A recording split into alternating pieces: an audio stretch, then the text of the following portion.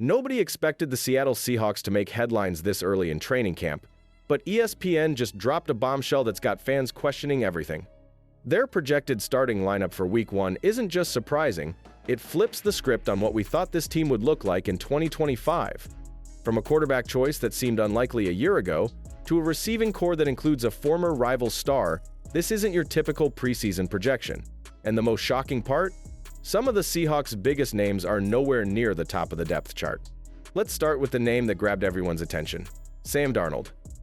ESPN didn't hesitate. They locked him in as QB1, and head coach Mike Macdonald backed it up without blinking.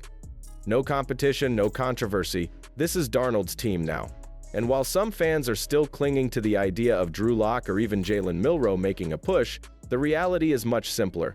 Seattle didn't just hand Darnold the job, they built their entire offense around him. That tells you everything about how confident they are in his breakout campaign from Minnesota carrying over.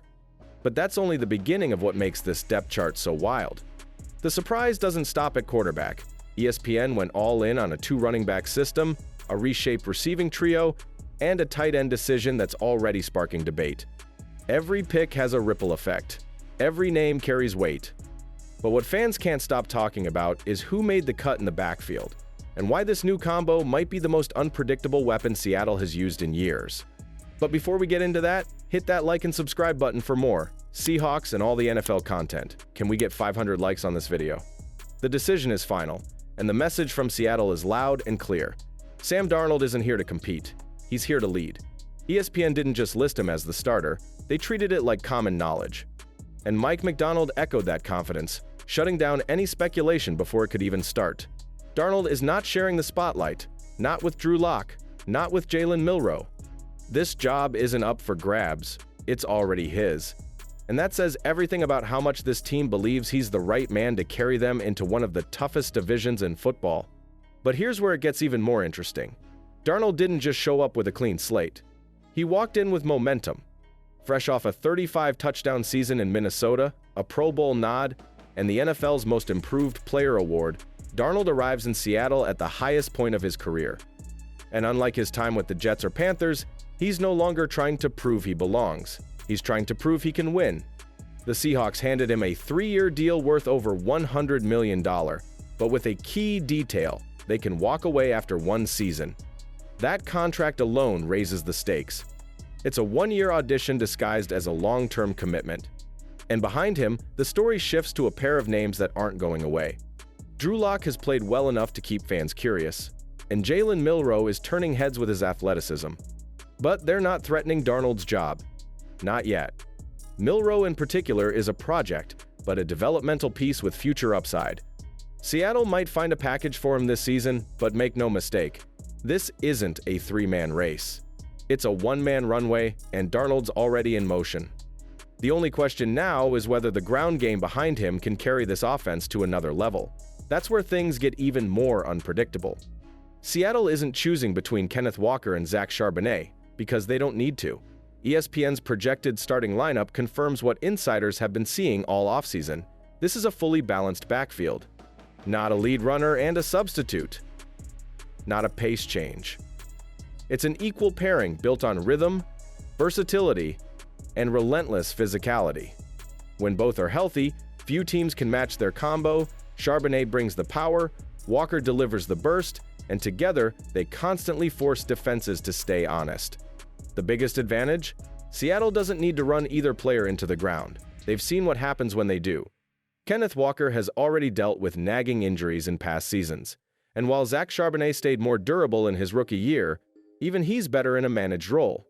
But together, they form a backfield with no off switch.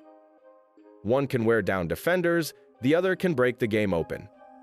And with Clint Kubiak calling plays, expect a system designed to make the most of both. The plan isn't to feature one, it's to ride the hot hand, stay unpredictable, and make defenses guess wrong all game long. And this is where the strategy starts to evolve. By using 2 backs instead of 1, Seattle creates problems before the snap even happens. Defenses can't key in. Personnel packages stay the same, but the play calls don't. That flexibility will open up the rest of the offense in ways fans haven't seen before. And as teams try to adjust to this backfield combo, they'll be facing an even bigger problem: a revamped receiving group with one clear focal point. And that brings us to the next big shock from ESPN's lineup: how the Seahawks are planning to feed their new WR1. JSN, now entering his third NFL season, has officially overtaken the WR1 role, and the Seahawks are ready to build their air attack around him. It's his route running, his hands, and his consistency that earned him this spot. And the plan is simple: flood him with targets, let him create separation, and turn short gains into big moments. But the bigger surprise is who's lining up alongside him. Cooper Kupp, the veteran former Rams star, has been plugged in as the WR2, not as the primary threat, but as a tactical weapon to support JSN. At 31 years old, Kupp is no longer expected to put up record-breaking numbers like he did in 2021. Instead, his role is to dominate in the short game, convert critical downs, and serve as a reliable security blanket for Sam Darnold. This is about smart usage.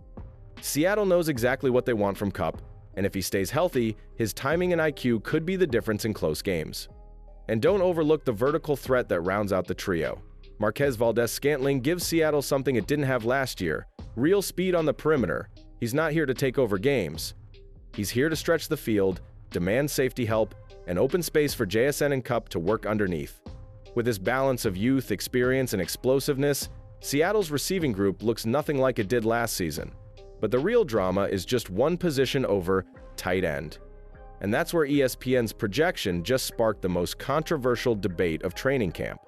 One name stood out the moment ESPN revealed their starting offense: A.J. Barner.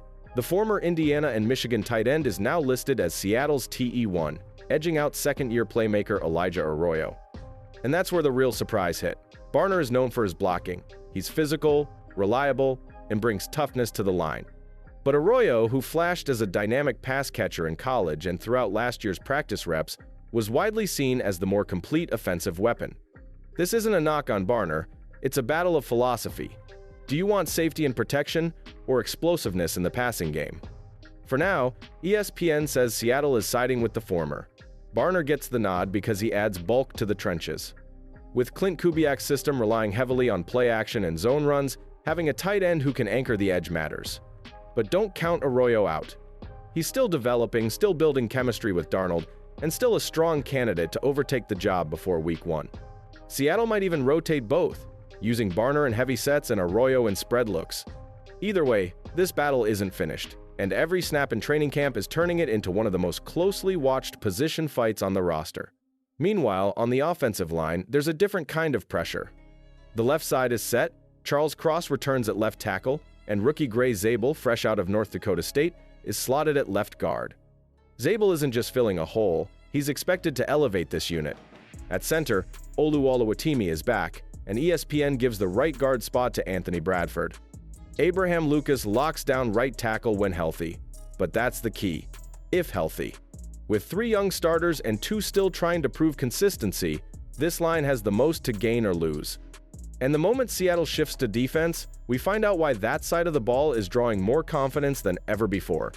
The Seattle Seahawks have quietly turned their former weakness, the defensive line, into a major strength, with ESPN now calling it the best unit on the roster. Leonard Williams leads the charge after posting 11 sacks last season, while Jarran Reed brings consistency, and Byron Murphy, entering his second year, is primed for a breakout after flashing serious potential when healthy. Depth comes from veteran Jonathan Hankins, giving Seattle a front that can stop the run and disrupt quarterbacks. On the edge, Uchenna Nwosu's projected return stirs debate, especially with DeMarcus Lawrence and second-year Derek Hall pushing hard in camp, while Boye Mafe remains a trusted starter.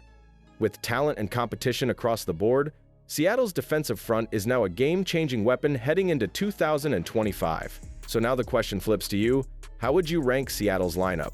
Is ESPN underrating this group? Are they missing the bigger picture? Drop your ranking in the comments and tell us who your breakout Seahawk is for 2025. And if you're ready for the league to stop sleeping on Seattle, make sure to like this video and subscribe. The best might still be coming.